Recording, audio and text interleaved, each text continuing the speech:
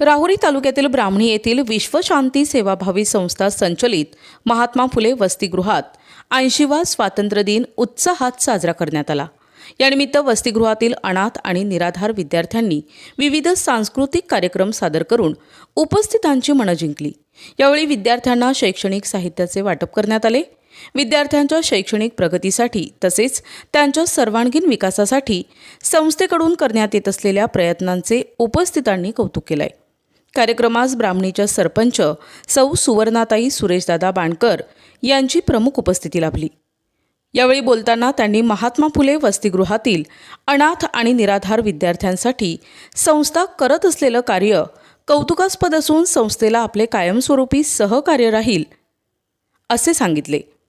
कार्यक्रमास विश्वशांती सेवाभावी संस्थेचे संस्थापक अध्यक्ष विजय मोहन सावंत, सचिव विजय सूर्यभान गायकवाड, खजिनदार कैलास तुकाराम बाबर यांच्यासह करण शिंदे, रवींद्र सावंत, राहुल सावंत, करण वैरागर, अजय सावंत, महादेव सावंत, प्रकाश शिंदे आदी उपस्थित होते। विद्यार्थ्यांच्या उत्स्फूर्त सहभागामुळे वसतिगृहातील स्वातंत्र्य दिनाचा कार्यक्रम उत्साहपूर्ण वातावरणात पार पडला।